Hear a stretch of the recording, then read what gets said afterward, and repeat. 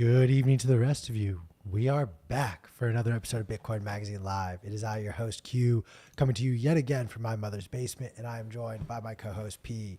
P, how goes it in Nashville? It goes amazingly.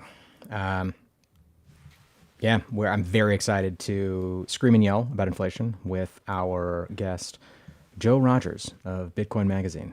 Joe, how's it going? I don't like yelling. Just kidding. You fucking love it. The first time we met in person, we just screamed, "Are you a spook?" at each other for probably 45 minutes straight. And then you had a bucket full of fireballs. Talk to us about those fireballs, where they came from, and how they helped you get into Bitcoin. Dude, I say go to meetups early and often, and if you bring buckets of liquor, it's going to be a lot easier to make some friends. So pass them out. Share them if you got them. Fireball the standard. Yeah, show what you got. Yeah, it's these types of insights that I think have allowed you to achieve the wild success that you have. Thank you. Yeah, it has helped me. That's how I got the job, man. Just forced CK to keep drinking Fireball shots, and the next thing you know, I strong-armed him into a job offer. It's a bold strategy. It clearly worked. This is our Friday session, everyone. We're all imbibing. I myself have a fucking fifth of St. George's gin, which is excellent if you haven't tried it. Q's got the thing that's in his mouth. Joe, what are you drinking today? I brought a cold beer. I got a Dallas Blonde in my PK koozie, local brewery here. Pretty good stuff. Light lager. I've got a nice one as well. There you go. Amazing. A cameo, an appearance by none other than Chris. How's it going, guys? Happy to be here. This is, as P mentioned, though, the Friday episode. So we're just going to vibe out. For anyone who doesn't realize who Joe Rodgers is on Twitter, I highly recommend you pop over to his Twitter profile right now to really set the stage for, I think, a majority of our conversation today. We'll get into the inflation numbers eventually. But I want to talk about how much the state hates us. And I don't think there's a better advocate for how much the state hates us than none other than Joe Rodgers. So, Joe, I'll let you take the mic for a little bit. Okay, I usually do these rants better at the end of a happy hour stream, but I mean, here it goes. No, everything the state does is to promote itself, to grow. And every time the state grows, it's taking away your liberties. New laws are just restrictions on your freedom. So literally, this is a very insidious thing. It is vile. It is corrupt. It is violent. It's terrible. Fuck the state. The state hates you. They want you poor, cheap, unhealthy, just clinging to it, needing it. They don't want you to be free. They don't want you to be independent. Fuck them. Fuck everything they stand for. Thing that pisses me off so much is that people who are partisan, they never talk about first principles. And the ultimate first principle is the money. And literally Bitcoin fixes this, is why I'm so bullish. I think this is why Bitcoiners have a positive outlook on life. And I'm very optimistic about the future. And I like what Kaiser has to say. We're going to have all the fucking power, all the Bitcoiners are, in 10 years. Socialists and communists are going to be the last to adopt Bitcoin. And this is very good for humanity. And fuck the state, man. We're here to change things. It's good. It's moral. And it's the polar opposite of the old guard and the status quo. So I'm fired up. I could just keep going. I keep firing, dude. Fuck this. I one thing to stop, but P clearly you'll stop when we want you to stop, bro. One thing that we were talking about this yesterday actually is that everything that's fucked up, or not everything, but many things that are fucked up are based. They're systems based. So we can say fuck the state, and also I think it's important to, which I, by the way, 100% agree with you. But it's also important to realize that individual actors behave exactly as they are incentivized to. And so one of the things that's so awesome about Bitcoin is that it changes the incentive structures that exist. So I think that when we talk about fuck the state, it's also important to be we want to change the incentives that drive the behaviors of this like monster multi-headed hydra organism that is trying to suck your soul out and destroy you. Or Joe, do you agree with that, or would you say that the individual people are more to blame? I mean, first of all, everything is a meme. Ideas are memes, and the state is this big religious meme that you're just indoctrinated to follow. The state is kind of hard. It's like, who is the they when you talk conspiracy theories? But the state is like this big collection of people that are carrying out the ideas of this viral meme. But I come back to our good friend Sailor, and like all models are wrecked. Like the Bitcoin meme is the strongest meme because it incentivized the individual, and like you were just saying, the state incentives. It's all backed by the foundation of money and the fact that they're able to carry out the will of this viral state meme monster. But Bitcoin wrecks this, and power comes back to the individual, and we're going to be on the right side of history here. You statist fuck. That was a test and you failed.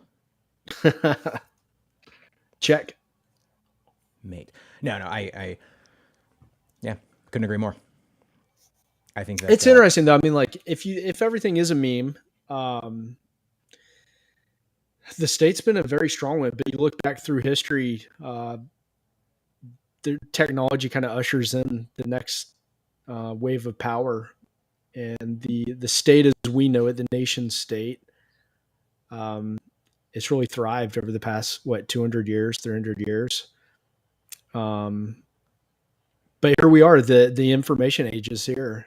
You read Sovereign Individual, and you start thinking about like, what is the sovereign individual? And Bitcoin, I think, is like the last thing that's going to enable the next step of humanity, because it's like throughout all these power shifts, power just it keeps breaking up. Although there's been a big centralization of power over the past 200 years, but here we are now at this big opportunity. Bitcoin breaks their model, and it comes back to the individual, and it's super exciting. Yeah, I mean, one thing that I think about a lot is that, each of these technological advancements, looking back previously, like the priesthood had all of the texts, right? And the priests were the ones who would be able to bestow information. And you'd go to your religious group, and they would teach you how to, farm your crops and how to follow certain parameters that the community held high. And when, the printing press and when, became a thing, and before that, when people, monks would go in and they would hand copy all of the important texts. And those texts were the most valuable thing that people had. And then the printing press came out. There's lots of innovations in the interim, but that was a huge technological disruption. People were terrified. People basically argued that if you gave the written word to the average common man, that it would lead to just absolute chaos, the destruction of everything. The earth would crack in two. We'd fall off the disk, because of course the earth is flat, and we would just plummet into the giant space and the sea turtle that it floats across on. And I feel like it's the same thing with every new step in human innovation, right? It all comes back to information propagation. When you hear like radio, video, the internet, there's always these narratives, and there's this massive push from the established power structures that being able to disseminate information in this new medium is going to be a terrible thing for culture, morals, life as we know it. And every time these new mediums, these new systems of information transfer are so powerful that they swamp that counter narrative eventually and become a dominant paradigm. And I think it's exactly what we're seeing with Bitcoin. Bitcoin, one of the things that is so profound about it is that it is a way to transfer information about value very rapidly in a decentralized manner that is censorship resistant, and a bunch of other things that we all hold super important.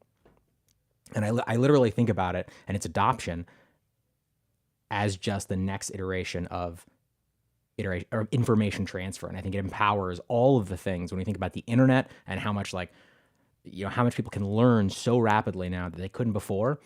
Bitcoin enables another sort of exponential step in the human experience and human evolution and progress. I don't know. What do you think? I'm rambling.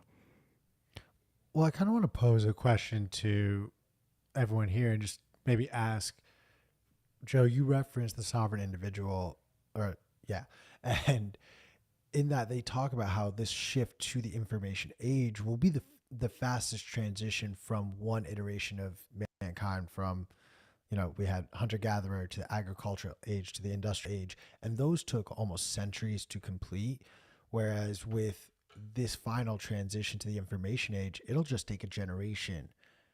And with that in mind, it kind of makes me at least assume that generation that's going to be sort of handling the transition from the industrial age into the information age is going to be our generation.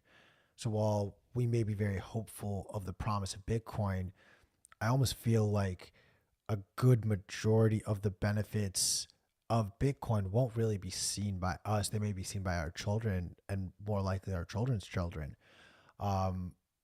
What do you anticipate at least to bear witness to in your lifetime? Was that a question for me or for Joe? For just anyone here. Like, I don't think the US dollar ever goes away in my lifetime, unfortunately. As much as I'd like to see that, I don't think it will. Joe, the quality of your stream is just absolute garbage.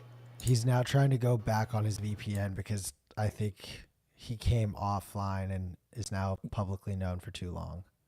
You look like you're sort of like caught in the Matrix, and also your audio sounds like shit. I'll speak for you. I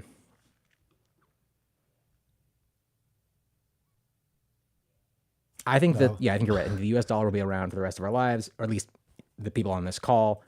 But maybe not. Maybe we actually see a world where there is no more fiat. I think we will definitely see a world where the U.S. dollar is no longer the world's reserve currency.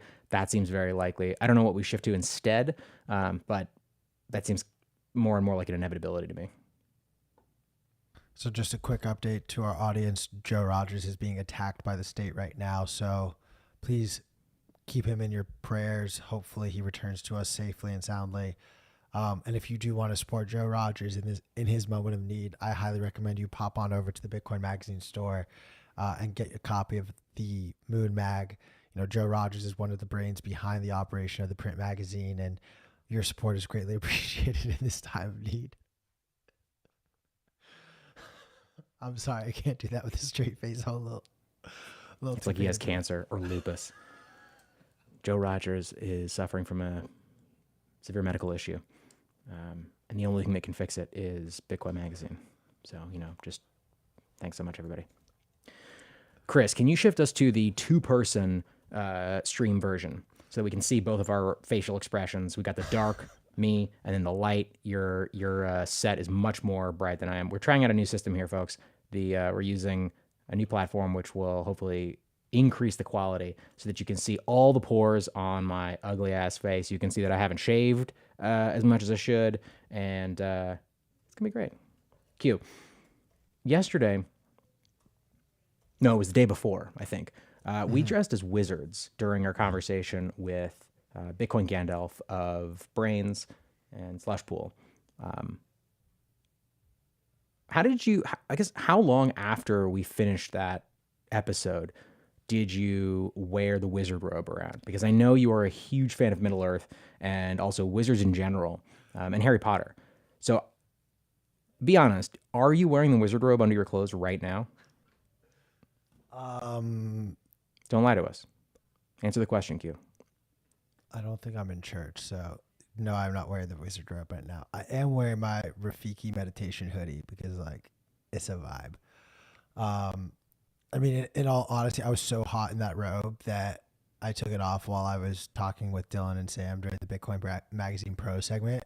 So I did end up wearing it out that night, and it was great. Got laid. It was awesome. It worked for me. Definitely helps having a girlfriend, though. tough to get laid without one of those. Your girlfriend was like, "Take this shit off right now," and you were like, "I can't, babe. This is just how I am." Yeah. Also, shout out Chihuahua for the best roast, where when you posted the picture of just us wearing the robes in the company Slack channel, Chihuahua goes, "Wait, Q's like really into Lord of the Rings. Does his girlfriend know that?" Yeah, she does not. Yeah, you gotta open that up. Let's talk about the news, guys. Inflation numbers just came out today. Or was it yesterday? No, like 2 hours ago today. It was, right? It was this morning. Okay. Highest inflation in 40 fucking years. Absolute madness. I mean, all right. Initial thoughts on like the headline of highest inflation in 40 years. We just didn't see that headline last month, but we literally had that headline like every single month as inflation like kept creeping up to get to like the 8.5 number that we saw back in March. And then we didn't see that headline in April. No, wait, sorry.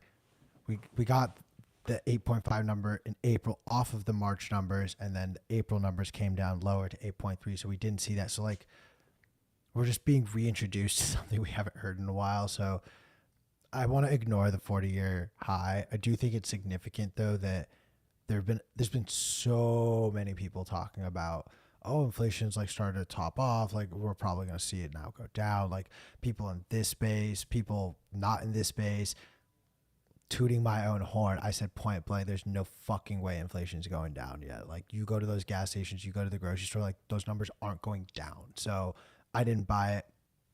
Victory lap moment right now. Yeah, I think you're absolutely right. And one thing, that is the official headline, to your point, highest inflation in 40 years. That is based on the CPI, the Consumer Price Index, which is a manufactured statistic.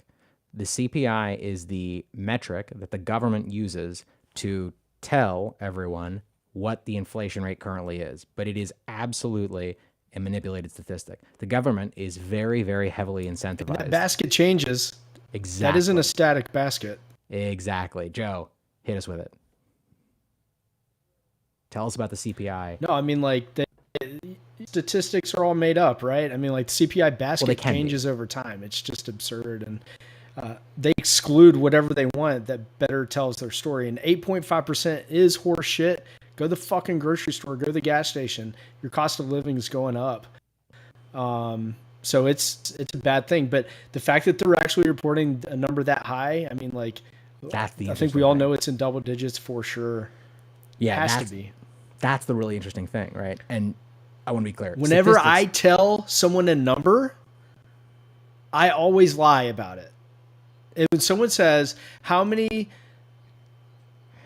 dicks I'm not going to finish that statement. How many blanks have you blanked? I'm like, okay, depending on the audience. If it's like my wife, I go low. If it's a friend, I go high. So I know that their number's fake regardless, and I'd say it's fake to the low. Wait, Joe, you sucked a lot of dicks? No, that's not what he said. I said, how many dicks do you have? And that's not filling in the blanks. I know what you said. I was hoping he would say one, and then we'd be able to say, obviously, you have at least 3 or 4. Anyway, the point is, statistics doesn't necessarily lie, right? Statistics is just a tool that can be used, but it can be used to lie, and it can be used to lie extremely effectively because you can create charts. You know, a classic example is you can really easily show that the number of drowning deaths increases dramatically as people consume more ice cream. And the hidden variable there, of course, is it's fucking summer and everybody's swimming more, and that's why they're drowning. So statistics can be good, but it can be used to lie, and the government is constantly doing that. As you said earlier, the CPI is a basket of goods that has changed dramatically since its inception. It used to include steak, and now it's like grade F prison meat instead. And the idea is like, oh no, those are the same thing. So steak is now very expensive. So if they kept it at steak, then, you know, that would not be good for them because, again, there's tons of financial instruments that are tied directly to the officially printed CPI. So the government has to keep that lower than it actually is in order to not completely like blow everything out. So the fact, to Joe's point, that they are actually reporting the highest official inflation in 40 years is very, very significant. Have you seen the Chapwood Index? Are you familiar with that? Yes, I fucking love the Chapwood Index. It's a way more accurate. Actually, for those of you who don't know, talk dirty. Yeah, go ahead. Dirty to me. No, Joe. I've been talking for like 45 minutes already. It's like the CPI, but I think that they benchmark it against like real world things. And I don't know the exact model that it is, but I believe it's more in line with the original like CPI metrics, which have changed over time. So it more accurately tracks what CPI really is. And I will say some of the Chapwood Index is great. Everybody should check it out. Although their website was down for a while recently. But it, I'm trying to think of a specific example. But again, the CPI is a manufactured statistic. It is a basket of goods. And so the Chapwood Index actually attempts to track things that people actually are buying. So it attempts to be a less manipulated or non-manipulated statistic. Another great resource is, I think it's shadowstats.org, or if you just Google shadow stats, it's a website that tracks the government reported measures of things like monetary supply, M1, M2, M3, M4, CPI, but it benchmarks them against what they used to be. Because again, we're talking about the CPI right now, but even like M2 money supply, the government like during, last year was like, M2 money supply is not looking so great because we're printing a fuck ton of money. So we're just going to change what the definition of M2 is, but don't even trip, dog. We're deprecating the M2. It's now this new thing. So you can use shadow stats to track the original statistic, which is, of course, way higher, which is why they're changing it. Joe, back to you. Dude, I follow some crazy back channel telegrams, and things get shared, and you dig into them, some crazy Twitter threads, and the ones that I think are kind of like scary, like how do you prepare for what's to come? How bad is it going to get? I don't know these answers, but it's like an asymmetric risk to start stocking up your freezer and buying food. Like if nothing goes wrong, well, you've got an extra mean. If things do go wrong, you've got some backup. What I'm trying to get at is it's interesting to see these like threads or TikToks from like ranchers and farmers, and they talk about how their cost to produce cattle, their cost to raise a crop and fertilize it properly is going through the roof. And that hasn't even made its way into the final market product because they're still raising the crops, they're still raising the cattle now. So like they're seeing 100% inflation in the cost of grain, for example. Fucking insane.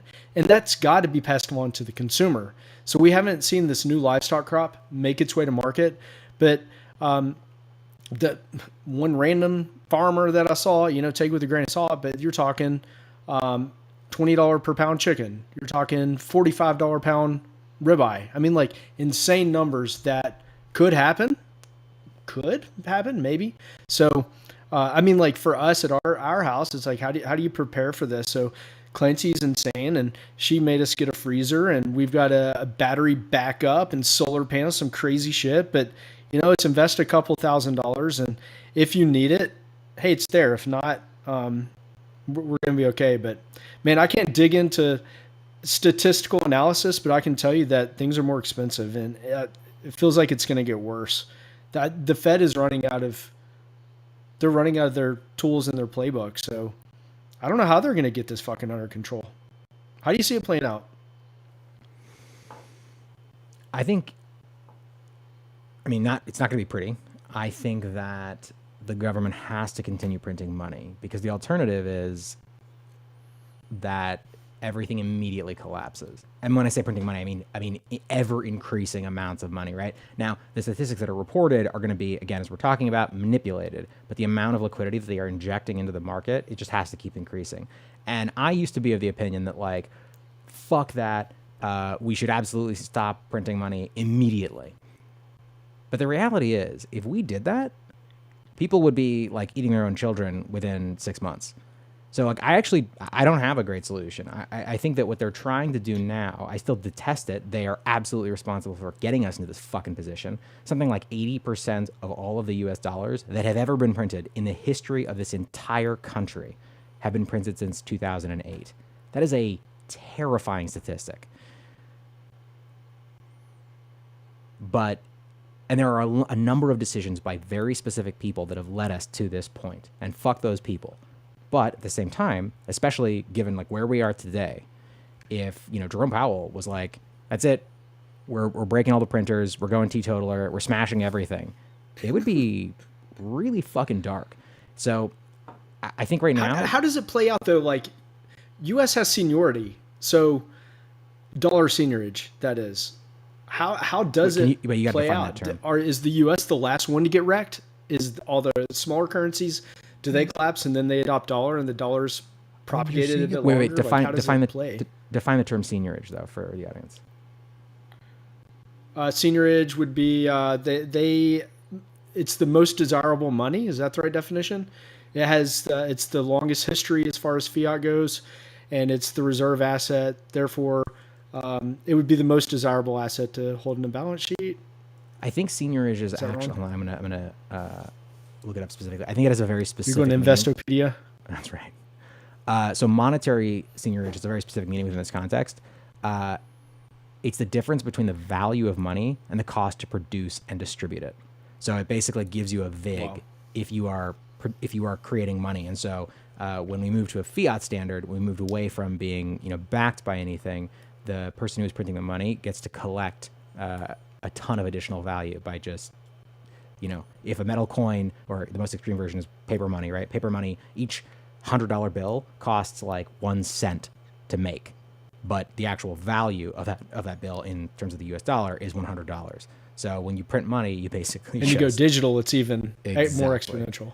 Exactly. So that makes sense. Yeah. Today I learned. I want to go back though to answer your question, Joe.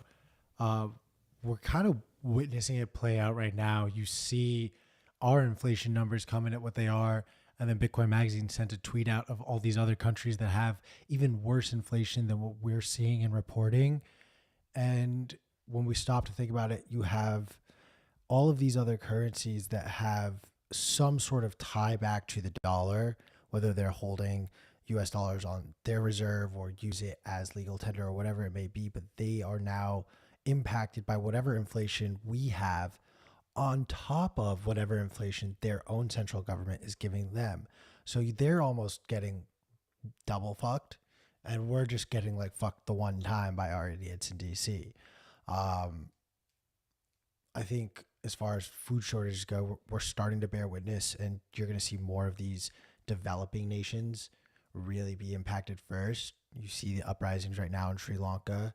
They were hit time and time again with all of these compliance issues, trying to be ESG compliant, but they couldn't afford to be ESG compliant because it's just a myth for more developed and richer nations to kind of be able to like sit around and compliment yourselves and like feel good, like, oh, we did something good for the environment. It cost us like 500 times more resources, and actually if we stop and really think about it, all we did was just move the bad production that we would have seen on our soil to like our neighbors or somewhere else that we're just not going to see. So therefore we think it isn't happening, but as a net effect, we didn't do anything. Also, side note, a tangent, I went to like this weird fucking like sustainable art show in LA where someone legitimately put a pile of dirty clothes in the middle of the room and said, this is a piece of art. And I may or may not have gotten kicked out of this art show. Anyways, I think as we see some of these lesser nations like Sri Lanka, or not lesser, but more developing nations like Sri Lanka and other parts of the world that are going to be hit by food shortages, well, if their country's out of food, they're not just going to like sit around there and do nothing. They're either going to go try to overthrow the people in charge, or they're just going to cross borders. And they're going to go to the country, the next closest country that does have food. So I think we could bear witness to like a complete teardown of society. I think the powers that be won't sit for that. I think we're more likely to see China step in certain scenarios and sort of be like, we'll take care of you. U.S., forget about the U.S. We'll take care of you. They've got 18 months of wheat in storage. We have 4. We can barely feed ourselves, like let alone the gluttony of America. And the days of America as a superpower are numbered.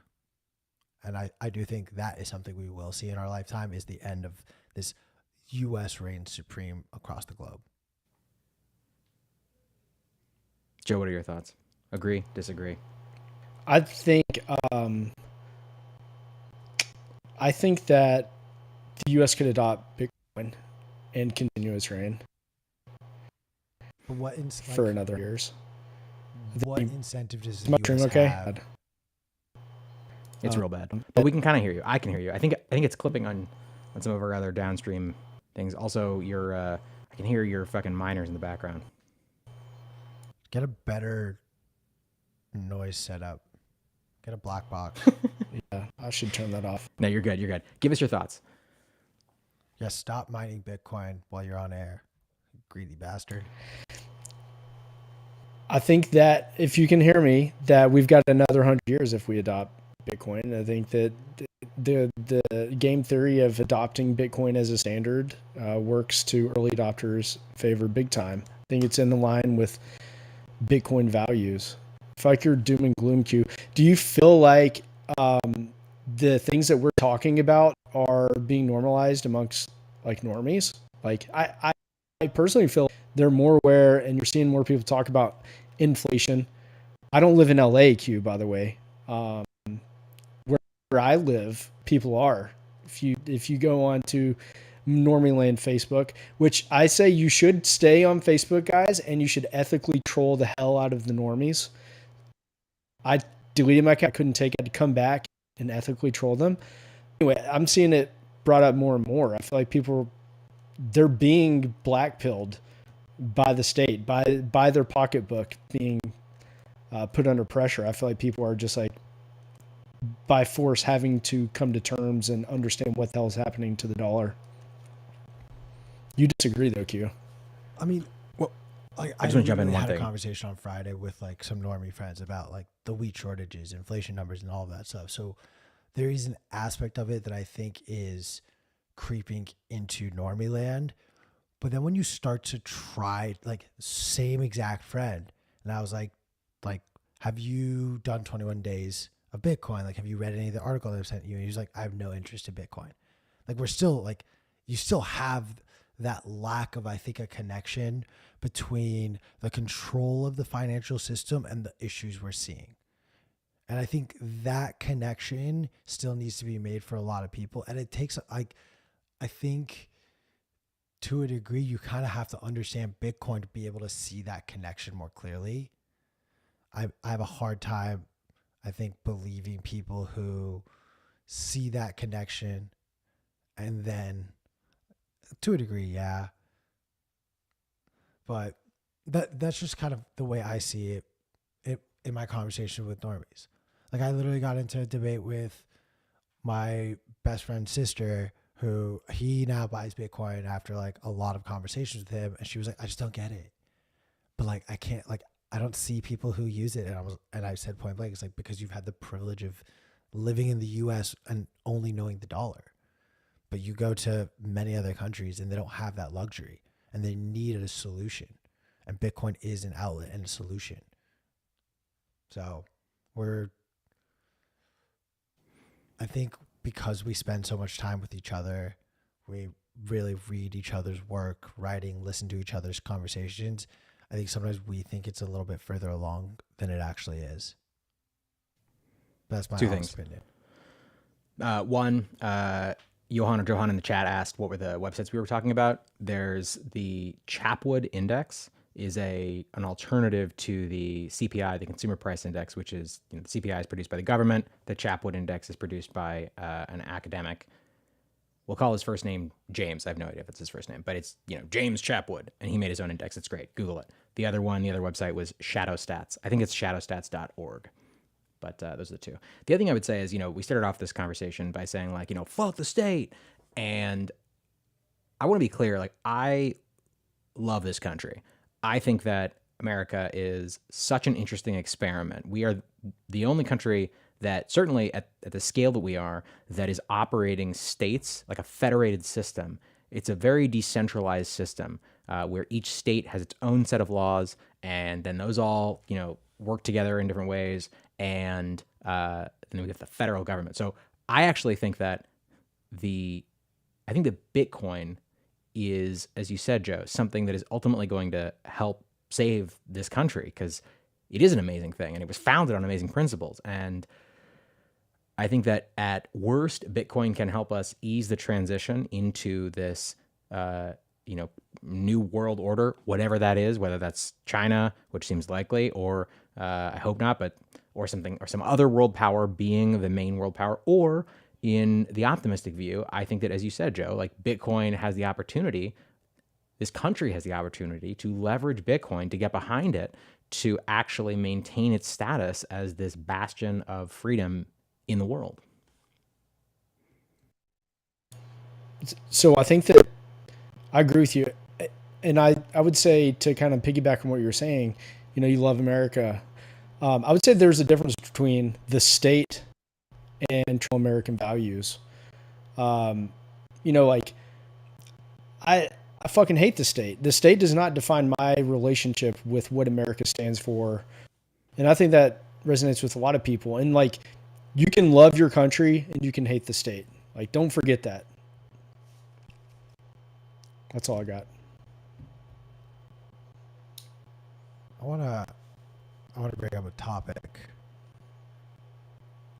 just about, I think, some actions that went under the radar, or at least that I really noticed went under the radar. But 2 days ago, the Supreme Court had a ruling in a case involving the authority of the Border Patrol, and in a suit that essentially made it more difficult to sue law enforcement, they gave Border Patrol the right to enter any home that they think or believe has an illegal immigrant that is within 100 miles of any border, and they deem the coastline a border. So despite being more than 100 miles from the Mexican border, like Los Angeles being next to the water on a coastline, Miami being on the ocean coastline, New York City coastline, Washington, D.C. coastline, Houston, Texas. The whole state of Florida is literally Houston, Texas, covered. New Orleans. What's the spot of Bama that all the kids go for spring break? South Padre, Panama City. Like everything in the Gulf. If you are within 100 miles of the coastline or any border, the Border Patrol can enter your home if they believe your cleaning lady just so happens to be an illegal immigrant. Or, like, dude, when I was a kid growing up here, I used to have a buzz cut, look like a skinhead. Like, I was mistaken for Hispanic all the time. Like, I'm just pointing out that this is now an infringement on my Fourth Amendment right by the state. And I'd love maybe some thoughts from the two of you on how this makes you feel. I've read a summary of it. I mean, I saw the headline in passing. I didn't dig into it until today, Q, when we were talking earlier. And the way I see it, it looks like there's going to be, based off this ruling, a bit of unity for Border Patrol agents. So I think that's been like a big miss, is police officers, agents of the state, getting this level of immunity in their actions, not being punished for their actions. And I think that, like, that's probably a big reason that people are pissed off and don't trust the police and the state in general. It's like these agents, they fuck up and then they go unpunished. They just have this immunity from, I guess, civil cases.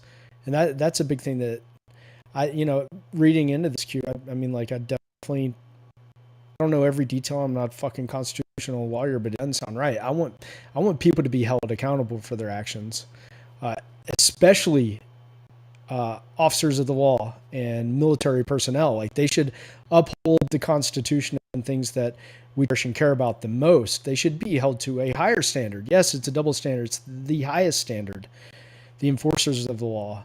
So, like, yeah, this is pretty fucked up, but I didn't see a ton of, like, writing about the 100-mile thing. I saw some maps about it, Q, but just, like, how does this play out? Like, no-knock warrants are very dangerous for all parties.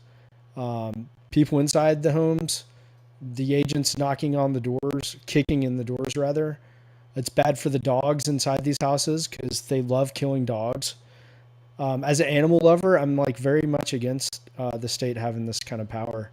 But you know, in generally in those southern coastal states, Texas and Florida, they're liberty lovers. Every household is packing heat. I mean, like, man, I would just hate to be the one who's that state agent, that border patrol agent going knocking, because people are packing heat down south. It's part of the culture.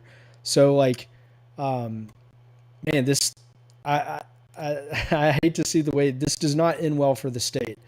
There should be backlash, and I hope that the Supreme Court, I hope there's an opportunity to revisit this because it doesn't seem right. We need justice served, especially by agents of the law, agents of the state. So this is the map of cities that are within 100 miles of a border. And you can see it's fucking crazy. Like,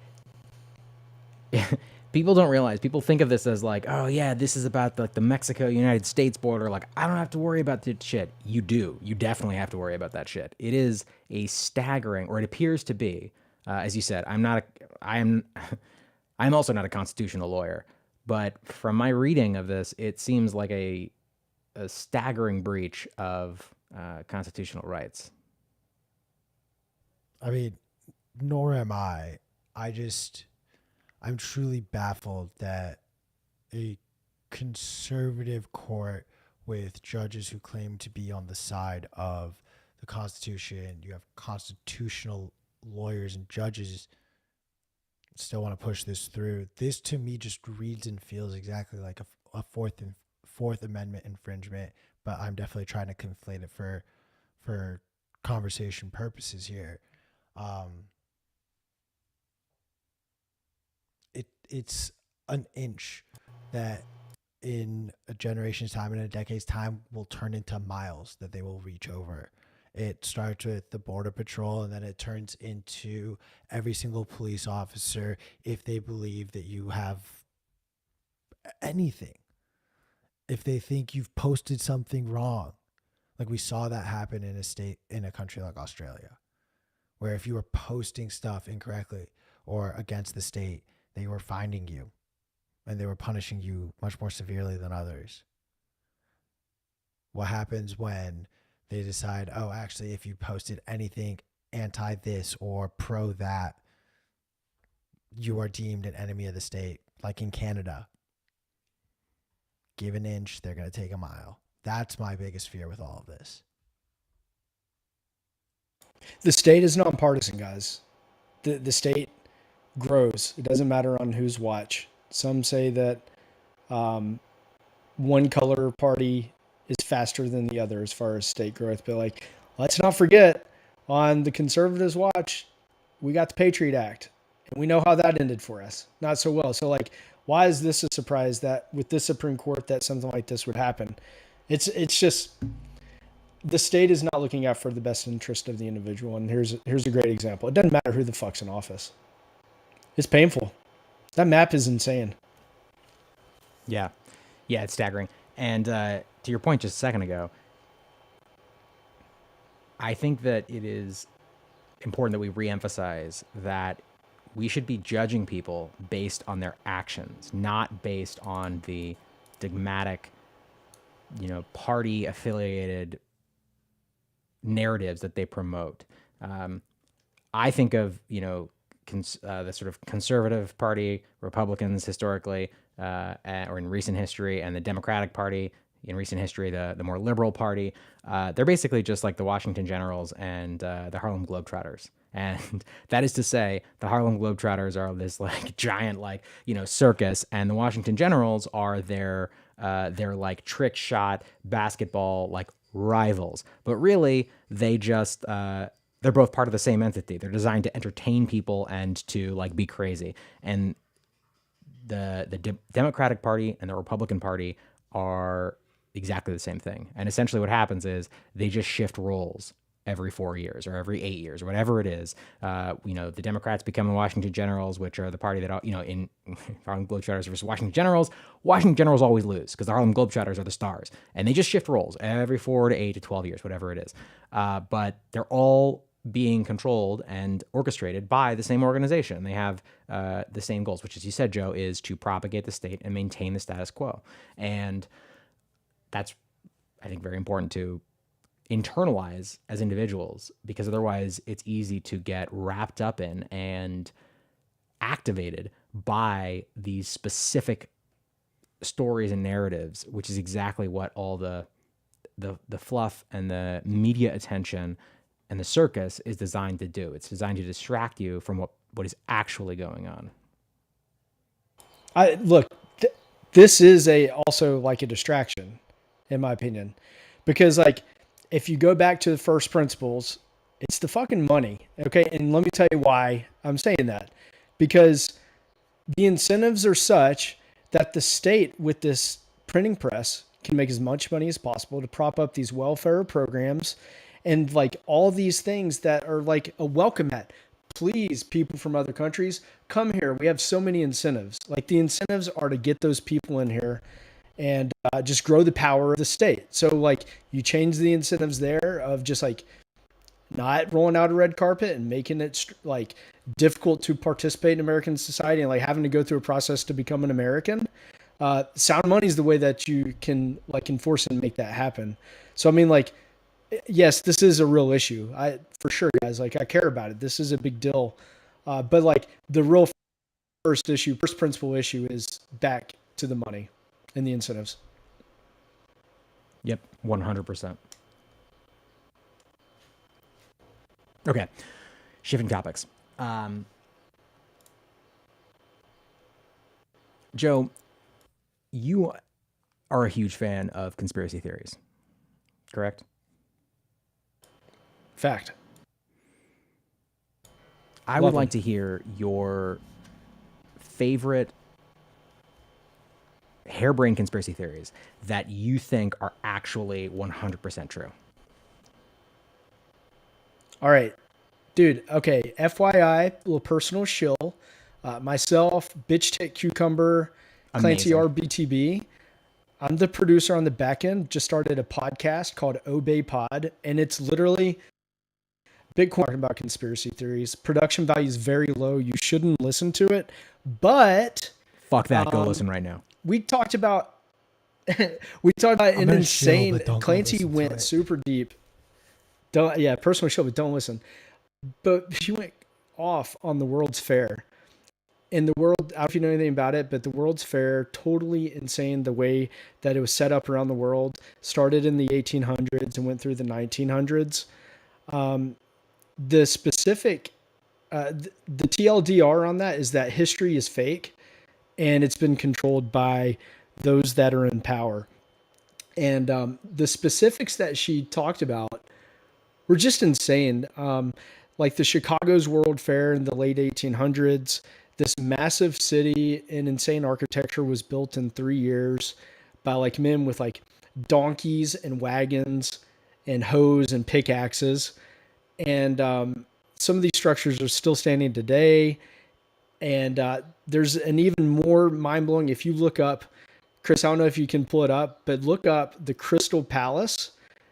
They said this one was also created in 3 years in the middle of the countryside in England at a time when there was like one glass producing plant on Earth, and they were producing curved glass, which like Apple just figured out how to do for like their big mothership to produce at scale.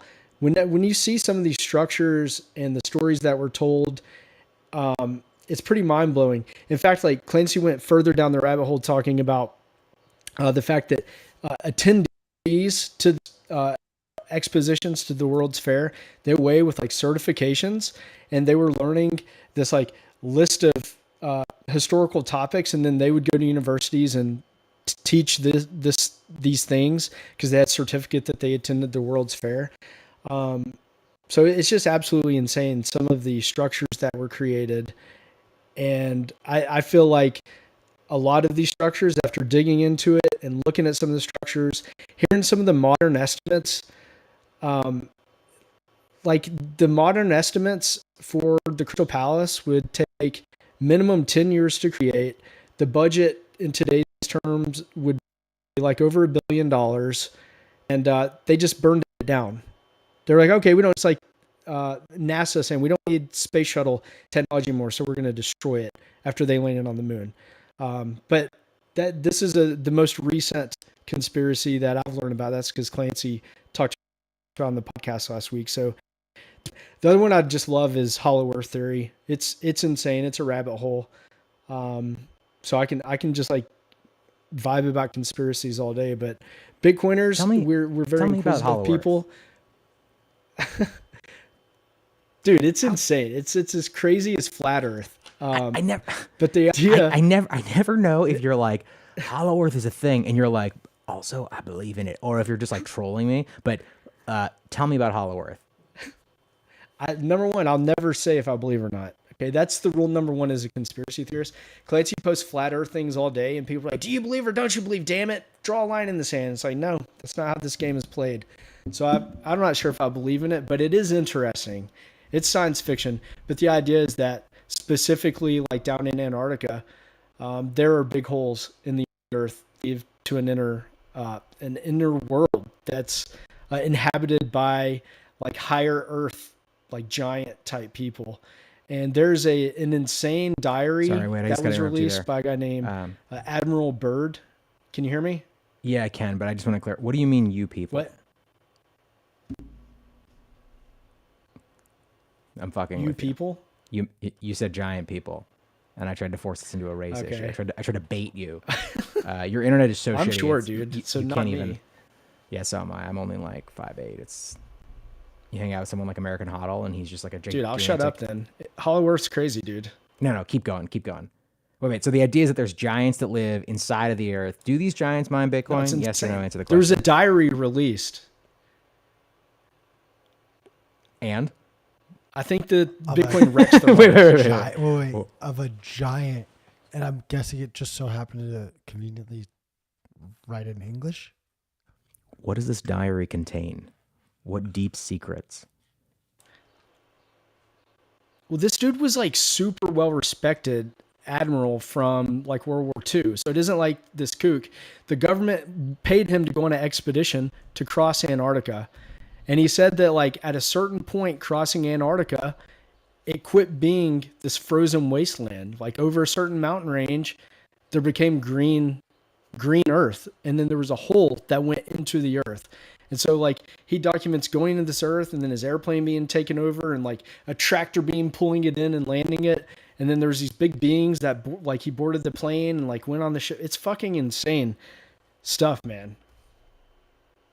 And then he came back out and tried to tell everyone, and the state shut down all expeditions of Antarctica.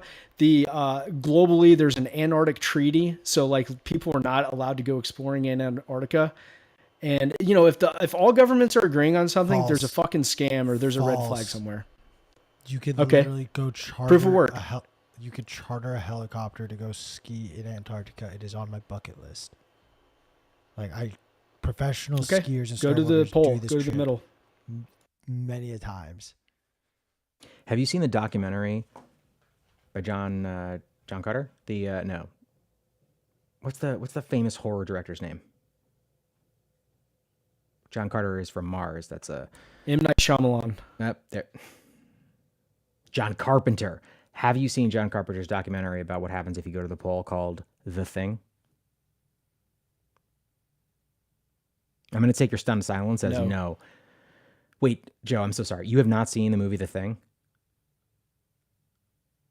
No, I haven't. Oh, my good God. All right. It is not a documentary, obviously. It's a science fiction movie. It's fucking incredible with Kurt Russell. It is so good. You have to go watch it this weekend. Have you guys It's from the 80s. Have you seen The Looming Tower? No. Or read the book? The what tower? The Looming Tower. It's about 9/11 and how...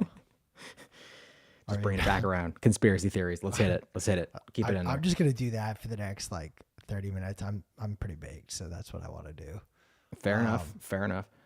But tell us how it relates to Bitcoin. I want you to like merge these narratives. Talk about how 9/11 was an inside job, slash, whatever. I mean, and the then inside job Bitcoin. of it is a separate conspiracy theory, and I don't want to talk about that. I genuinely meant, and I wanted to talk about the fact that an FBI agent wrote a book essentially talking about how he like tracked down all these sleeper cells in the US and he kept getting blocked from telling the president or anyone about it. And after 9/11, he continued to try to tell them that, hey, like it was this subset of like this extremist group. It's not Iraq. It's not Afghanistan. Like he was even trying to help them craft the narrative to go to war, and he was continuing to be shunned out of the rooms. And not like, this is the FBI's only Muslim interpreter or Arabic interpreter. And for whatever reason, everyone wanted to ignore him. And the whatever reason was obviously because we wanted to reign supreme and control oil and get access to all the minerals in Iraq and Afghanistan. That leads me to believe that the U.S. will eventually do that to every single miner around the world. And eventually they will just invade the miners and say that they are a terrorist organization. And for the safety and protection and national security, we must invade Joe Rodger's home and take over all of his miners.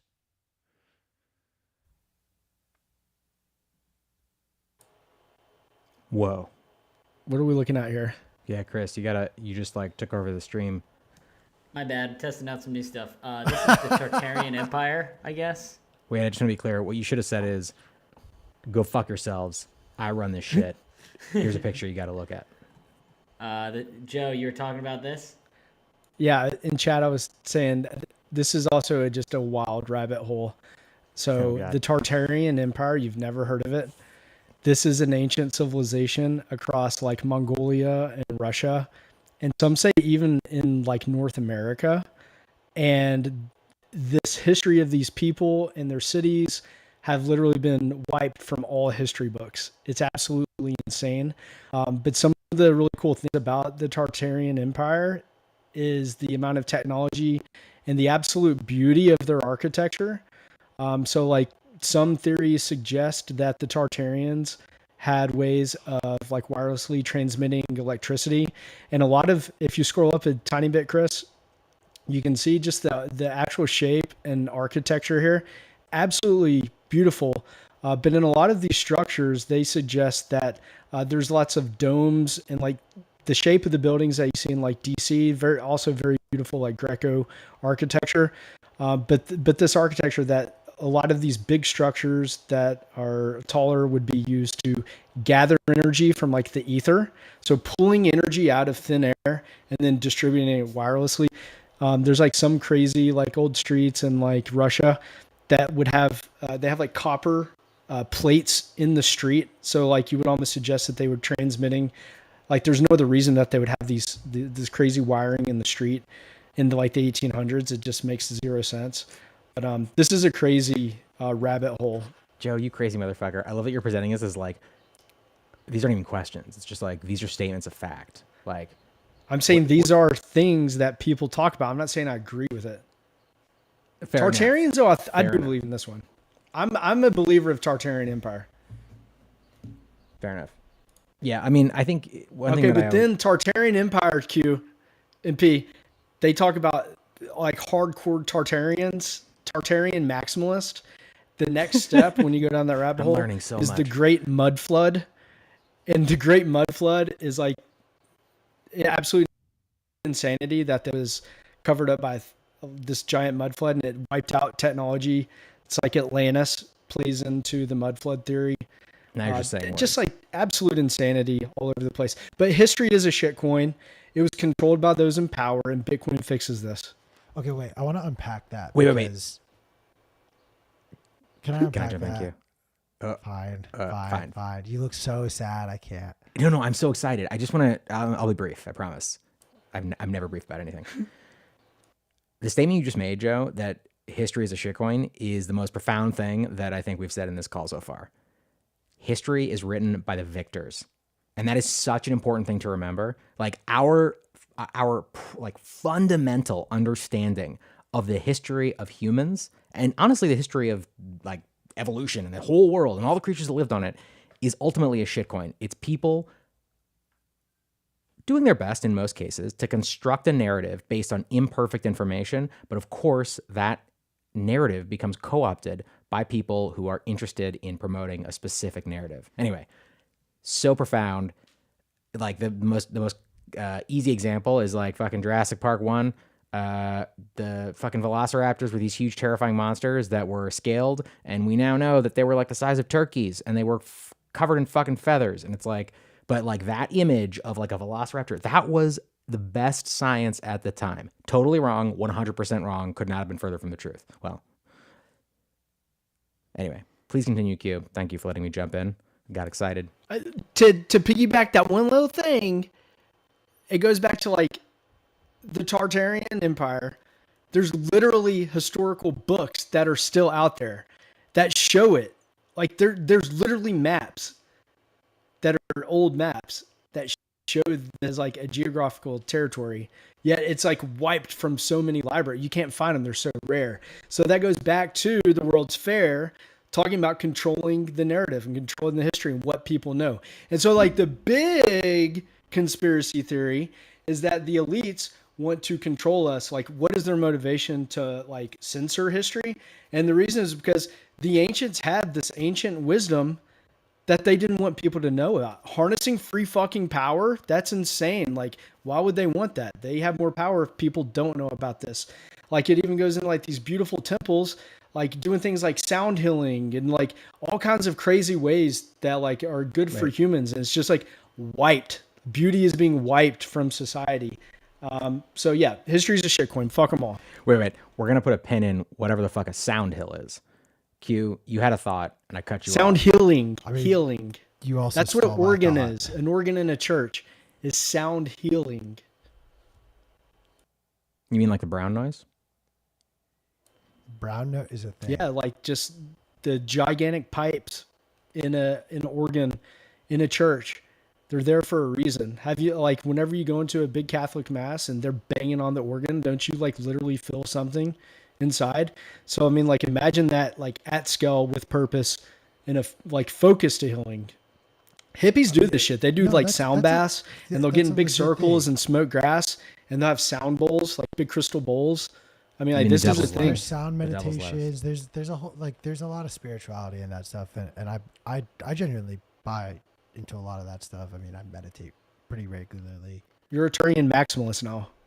I mean, I'm not. Like, the point I was gonna just make, and like it was way lamer and less eloquent than P, was, in my words, not his, history is written by the winners. And the best example of that I always love referencing, and this is the only way I could justify the way Game of Thrones actually ended, was throughout the entire story of Game of Thrones, like, you continue to see the story be told through the perspective of the winner or the eventual winner in that scenario. In any iteration, it was always like the winner who kind of shared their perspective. You didn't see it from the bad guy's perspective until the very, very end, when you had Khaleesi, the Dragon Queen. Like, she was like this like vicious and terrible person. Jon Snow was like, yo, what the fuck is wrong with this crazy person? It's like, right. Well, you thought Khaleesi was dope because the whole time it was her perspective you were watching. So you thought she was this fucking savior, and then when in actuality she wasn't the final hero, and it was Jon Snow's version, Jon Snow writing history, and it was written by the winners, like that. And they even kind of more or less point out the fact that when they wrote Khaleesi's history, like, they took out the bad parts. Like, they wanted her to be remembered as and that's, I think, historically what we've always done. We remember certain things because we want it to fit a narrative that then leads us to what we need, like protection from the state. We do that to ourselves too, right? Like, no one is the villain in their own story. Janet Yellen does not look in the mirror in the morning and say, I am going to steal from the future to pad my pockets in the present, which is literally what inflation is. It's time theft. Totally. She doesn't do that. She's like, I'm doing my best in a shitty situation, and I have to, crack these babies in half and suck out their vital fluids. That's the only way that I can maintain my youth. Dude, I'll give you another hyperbolic example, but like the same person who's like screaming that Donald Trump is the devil and that Joe Biden is the savior and the best thing to happen on God's green earth. Like, they think they're the hero, but in the same breath that Marjorie Taylor Greene thinks she's the hero fighting the good fight for QAnon. Like, they're all right and they're all wrong, and that's the point.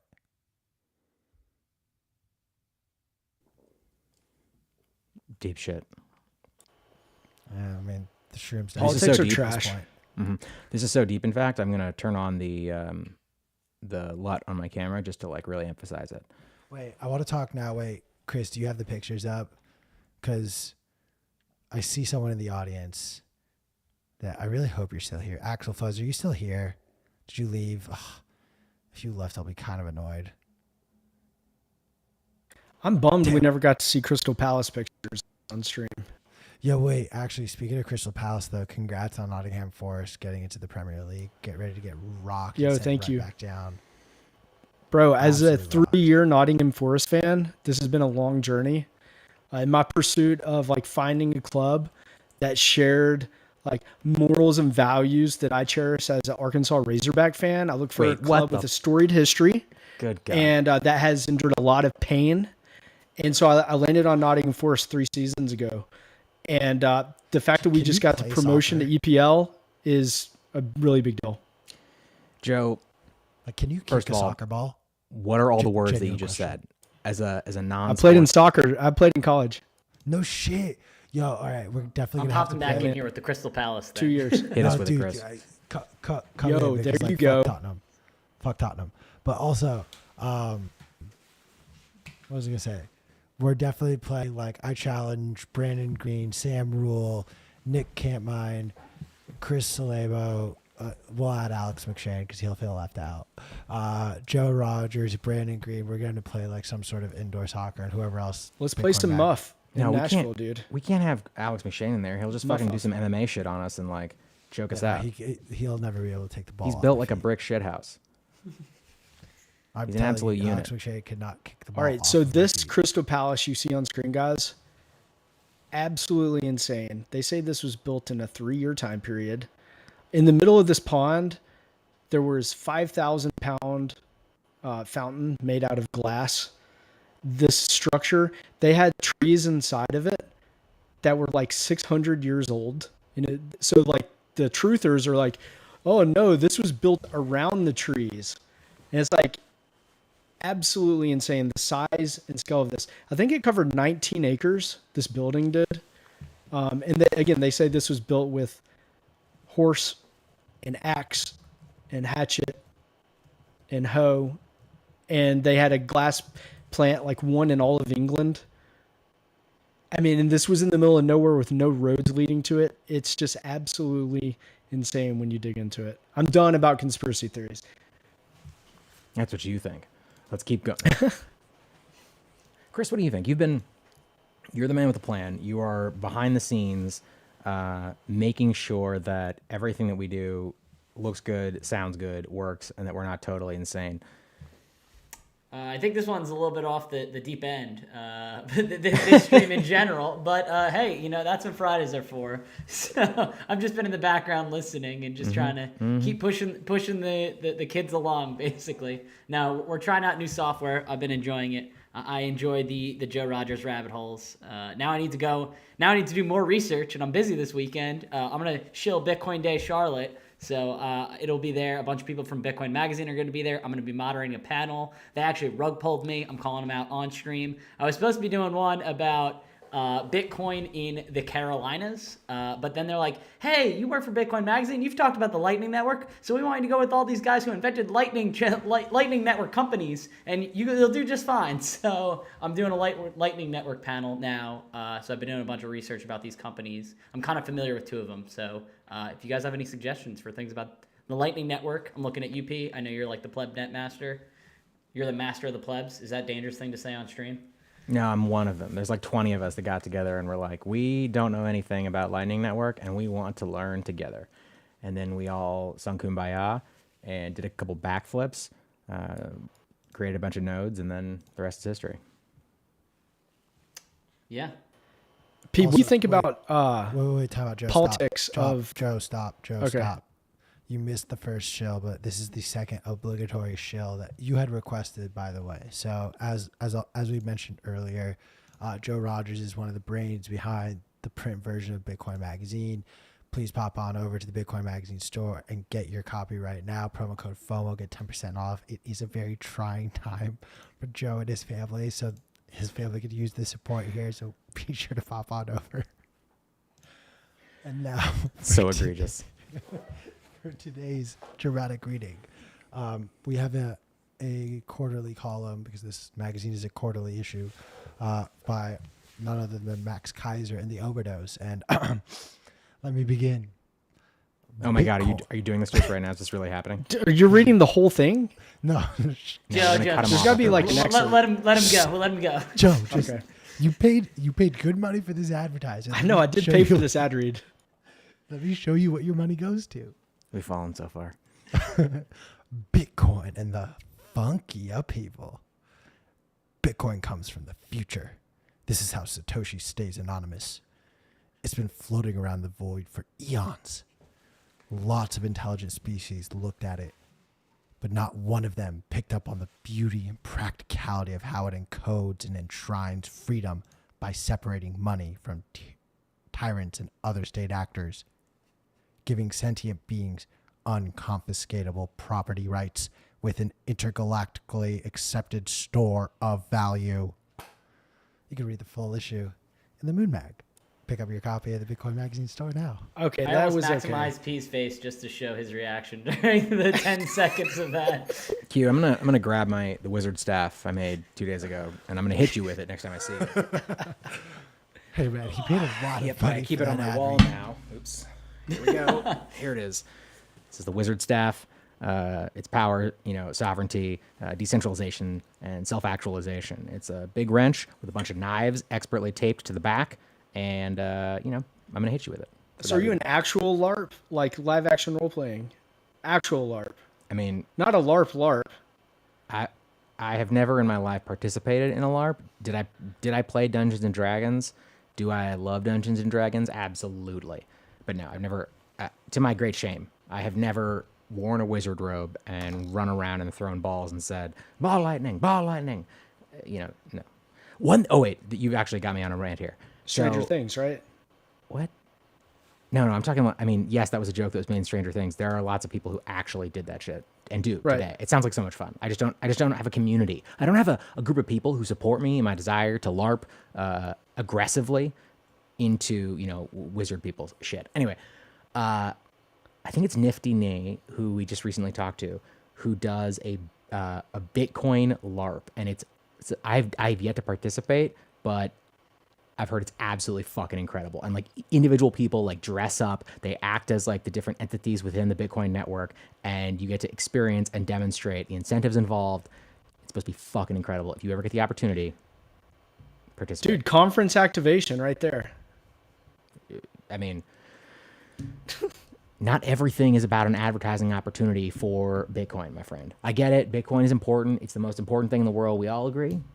We got to do what we can to Bitcoinize, hyper-Bitcoinize as many people as possible per unit time. But we absolutely should turn that into an activation. All right. What else we got, guys? Let's try to gently wrestle ourselves back onto the rails. Whoa, no. We're so far off the rails. I have no idea where it is. So Bitcoin. We're talking about Bitcoin. No. Lightning round of like some of like most absurd conspiracy theories. And We just did this for like 45 minutes. We did it for 15 minutes. It was the longest 15 minutes of my life. In all honesty, I only had it earmarked for 15 minutes, but you were the one who brought it up, so we're gonna. I totally did. I brought this on myself. So, all right, let's do it. Lightning round. I love it. Moon landing. Yay or nay? Joe. Joe is just amazed. He doesn't even know what to say. Oh, I thought you were asking P. No, I'm asking you, Joe. Moon landing, was it fake? You have 20 Yes. seconds. Chris, can you like, throw a timer up? I would say there's non-zero chance it's fake. All right, next. Moon landing. Me. Flat.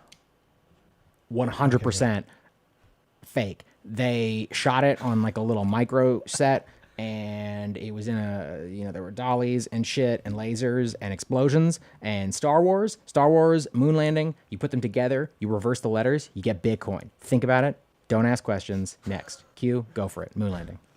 I mean, I just think that it's really funny that for every other aspect of like the space race, Russia beat us. Like, they got the first ships up to space, this first, like everything else they beat us, and then this is the only thing that we beat them at. So, I mean, look, would I like to believe that we went on the moon? Yes. Do I think we went on the moon? Probably, but I wasn't alive back then. Chris.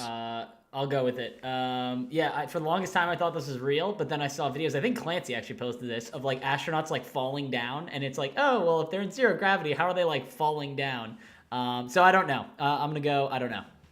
I mean, I don't buy that footage, but now I know how easy it is to convince Chris of anything. We just need to get a couple paid actors and Grady footage, because I'm pretty sure that was just Joe and his kids. Okay, that was just Joe and his kids at their grandparents' place. All right, we've only got a few more minutes. Flat Earth. This has been a wild success, clearly. Joe, Flat Earth. P. Shh. Oh, I think no. No on Flat Earth. But I can't prove it. What? No on Flat Earth. How can you not prove it? You've gone on because I've never been up there to see it. You've been on an airplane. Yeah? Oh, shit. Maybe I'm wrong. Maybe you've never I've been on an airplane, yeah. I'm saying, No, like, dude, I Joe- think it's Joe round. flew I'm a private to rounder. the conference. He's a I'm random. rounder Joe maxi. wasted I'm just sats saying, like, I still flying can't, like, private. prove it's not. Dude, you can't prove that you have internal organs unless you, like, stab yourself with my wrench and, then pull them out of your body. But I think that they're there. Fight me, Joe. All I'm saying is I think the Earth is round, and All right. I can't prove otherwise. We can agree I haven't seen compelling evidence to think it's to not agree round. to disagree, which is to say we both think the Earth is round.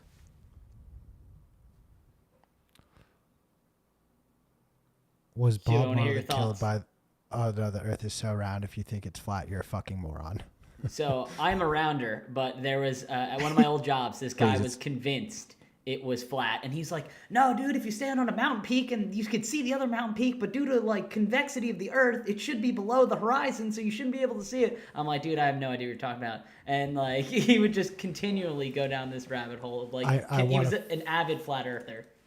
Flatly say, if you are a flat earther, you are a different breed of dumb. But like, send me all. There your is things. weird things though, like, I will read dude, it like, all. you can see no. across. Hold on, you can see across Lake Michigan with a telescope, and like the Earth, based on circumference, like you would not be able to do that if it was actually round. So how do you Wait, says actually who? be able to see with the curvature? What? Says who? I don't know. Clancy thinks that there's another theory here. You got flat Earth, hollow Earth, but then you've got like really big Earth theory. Like, Oh my God, they're wait, what? actually saying that the Earth is a lot bigger than they're actually telling us. Okay, wait. It's not flat, but it's like, imagine like a rounded dish. No. It's just Have you ever really, seen- really a lot bigger than they say it is. Have you ever seen a They- Klein bottle? A what? A Klein bottle? No. Calvin Klein. Never mind. It's a specific shape that has a very interesting surface. It's like a goose that like bent its neck and then like shoved its own beak into its own. And it doesn't matter. It's like a Mobius strip, but different and crazier. It doesn't matter. Here's my question. I want to know. I think I want to ask one more question, and then Wait, I have think one we should more close it out for the conspiracy day. theory. wait. No, here it is. I want to know. I want to know everyone's craziest Bitcoin conspiracy theory. Oh, I gotta go one. Q, you go first then. I need to think about this one. Satoshi was sent from the future. He is the one who invented time travel. And in doing so, he realized, like, holy shit, I've created time travel. But if everyone has access to this, like, humanity would just crumble. So I have to destroy this technology. And what they did was they took the Bitcoin code and went back in time and gave it to themselves and said, continue working on what you are working on, because you will need to be the one who solves time travel and then destroys time travel. Give yourself, your future past self, the Bitcoin code in the way that I am giving it to you now, and then kill yourself in front of your very eyes so that you are so traumatized that you know how real this is. It's so funny hearing you say that. Why? Because it's what happened. The way you look into the camera is so powerful, dude. It's his job, Joe. He's I'm about like it now. totally captivated. I feel like I'm sitting around a fucking campfire right now. I love it. I'm here Bitcoin for ghost this. stories. Yeah. All right, Joe, you go next. I think that mine is probably one that a lot of people have heard, but I like it a lot. So if I'm stealing someone, sorry, but I'm talking. It's that Hal is Satoshi, Hal has a brain wallet, and Hal is cryogenically frozen. For those of you who don't know, Hal's big into like cryogenic freezing, cryogenics. He suffered from ALS, and he's currently on a block of ice right now. So my theory is that Hal's got the keys, Hal's got them in his brain, and he's on ice, and he will come out of that eventually. Hey, do you want to add anything to that? I know you or no. You can go if you got more to add. I have a whole thing about I've already talked to Q and Chris and all about this, but bottom line is just cutting your head off doesn't seem like it would work. Your central nervous system is it's like the nerves that innervate your entire body. So like I'm always like, man, like how the fuck would you? I would expect Hal Finney to know. I feel like you're like short humanity if you think it's not possible. Human ingenuity, like anything's possible. Yeah, anything is definitely possible. I would love to see Hal Finney resurrected and the brain wallet extracted. I mean, then you have the problem of like pulling the brain wallet out of his fucking head. Like he didn't tell anybody this. Like if that was really the thing, he would be like, guys, I'm about to cut my own head off and freeze that shit. I got a brain wallet that's going to be worth half of the world's value. But also, like you got to think with like Neuralink and shit like that, reading brains. Like brain wallet's Neuralink not is a good bullshit. idea. You should never look at your seed phrase. This is not advice, but you should never look at it because the state will extract that from you. You are more accurate than you know.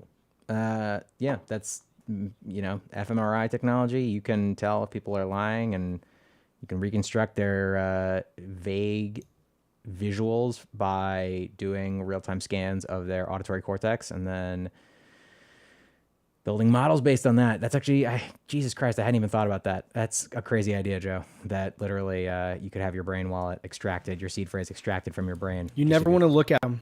You never want to look at your words. Also, never look at the faces of your children for the same reason. The state could extract your children from reality by using your brain. Chris, go next. All right, so mine's kind of two, but I'll give it quickly. One, I thought for the longest time that Satoshi was Len Sassaman. He's unfortunately dead. He committed suicide a few years, but his roommate was interviewing. I forget who was. I think he was on Jay Gould's podcast, and he was like, "Yeah, Len used to code, but he would always do it under pseudonyms." And there's just like a lot of links. But then Corey posted this whole thing like Len like asking questions on Reddit, I believe, back in the day, or Twitter. And he was like a lot of things that it's like, I don't know why Satoshi would do that. But then his roommate said that he was very good about like lying about like, I don't know if it was a back and forth thing. Second one is Satoshi's still alive, but he knew or suspected how powerful Bitcoin was going to become and actually pulled Bitcoin onto his hard drive or his computer and then like is like, I'm going to basically destroy the private keys by drilling into the hard drive, wiping it, and then like starting fresh and like waited a couple months and then came back and now he's just a pleb that like mined early on, but there's no way to really verify who he is just based on like, he's like, he lost his keys. They're gone forever. No one can recover them because he bricked the hard drive. And then now it's just like he's a normal pleb like everyone else, but early on, and we don't know who that is. That's just another theory, but those are my two quick ones. All right, I'll close this out. I don't have a good one, to be honest. Bitcoin is already this amazing thing that feels like it almost shouldn't exist. It's that level of innovation. It's that powerful. And it's almost like a conspiracy theory that tells itself that is also true. I think I was talking to somebody who was arguing that Bitcoin was seeded by aliens onto Earth in order to empower humans to be able to like sort of participate in the Galactic Federation in the future. And he was so convinced this was true. It was interesting, but I don't think it's feasible. Not zero chance. I mean, that's like saying, so I had this professor, one of my favorite professors in college. He was physics, and he would talk about how nothing was impossible. He would talk about like thermodynamic miracles. He'd be like, look, and he had this demonstration where he had like a porcelain cup. He drank coffee every morning. He'd drink it, and then he smashed it on the ground. And he was like, there is a non-zero chance that randomly this mug reassembles itself into a coffee mug in my hand right now. How many of you think that's actually going to happen? How many of you would bet me $10 million that that's not going to happen?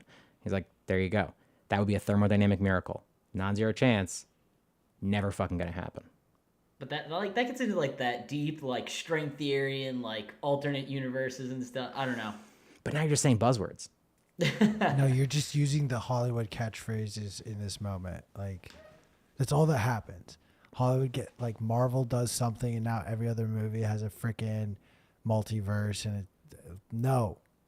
I mean, oh man, wait, do Joe. I believe there are infinite universes? Yes, because in one I'm a professional athlete, and probably more than one. But okay, wait, Joe, you just put something in the chat that I think is great, which is Bitcoin science fiction. This is actually a panel that I really wanted to construct at Bitcoin 2022, and we just weren't able to pull it together. But you know, there's science fiction tends to drive or be part of innovation, right? The next generation of scientists are often inspired by the science fiction that they read growing up or as adults.